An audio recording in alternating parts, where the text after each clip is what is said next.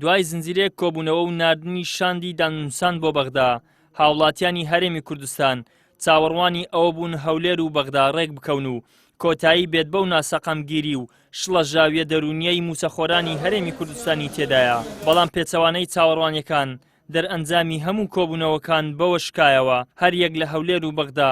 یەکتری تۆمەتبار دەکەن بە هۆکاری نەگەیشتنە ڕێککەوتن. بەشێک لە چاودێرانیش ڕای دەگەێنن شاندەکانی دانووسان بە ئیرادە و خواستی گەیشتن بە ڕێککەوتن کۆنابنەوە و هەموو ئەو پێشمەرجانەی بۆ یەکتری دەخەنە ڕوو ئامانج لێ ئاڵۆزکردنی پرۆسەی دانووساند و دوورخستنەوەی زیاتری هەردوو لایە لە ڕێککەوتن. هۆکاری ئیرادەیە کام پێم وایە چ لە عێراق چ لە هەرێمی کوردستان ئیرادەی ڕاستەقینە نییە بۆ ڕێککەوتن،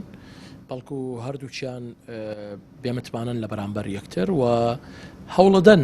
بەڵام هەوڵی بە پێشمەرجی قازانج چ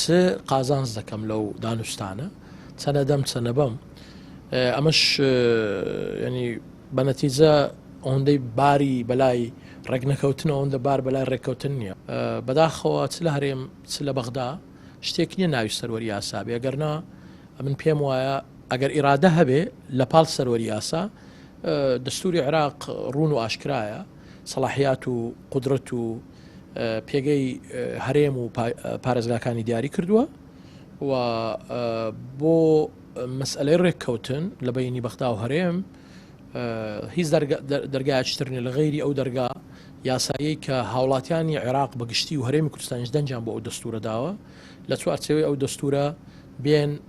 کۆنکرێتی کار لەسەر چارەسەر بکەن، نەک چارەسەری موقت.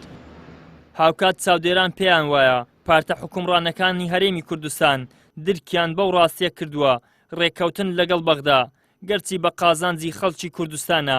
بەڵام پێگەی ئابووری ئەوان لاواز دەکات و دەستیان لە بەتاڵانبردنی داهاتی گشتی بە تایبەت داهاتی گومرگ و خاڵە سنووریەکان کورد دەکاتەوە. هەر بۆیە بربەست بۆ گەیشتن بە ڕێککەوتن دروست دەکەن و بەرژەوەندی گشتی خەڵک دەکەنە قوربانی بەرژەوەندیە ئابوووریەکانی خۆیان.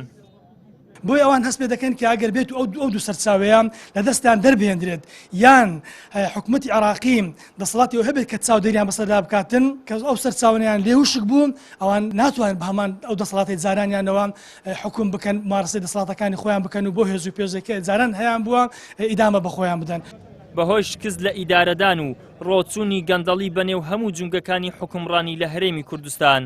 لە ئێستادا حکوومەتی هەرێم ناتوانێت موچەی فەرمانبەرانی بدات و دۆخێکی سەختی ئابووری یەخەی خەڵک و موچەخۆرانی هەرێمی کوردستانی گرتووە. ئەمە ژوای کردووە خواستێکی گشتی بۆ ڕێککەوتن لەگەڵ حکوومەتی ناوەند لە نێو هاوڵاتیان و موچەخۆران و لایەنەکانی دەرەوەی پارتی و یەکێتی بۆ ڕێککەوتن لەگەڵ بەغدا دروست بێت. بەڵام وەک هەمیشە هەردوو حیزبی حکومڕانی هەرێم بە پێچەوانەی خواست و داواکاری خەڵک و شەقامەوە هەنگاو دەنێن و ئیرادەیەکی جددی بۆ ڕێککەوتن پیشان نادەن. ئیدریس محەممەد، کەناڵی ئاسمانی پەیام، هەولێر.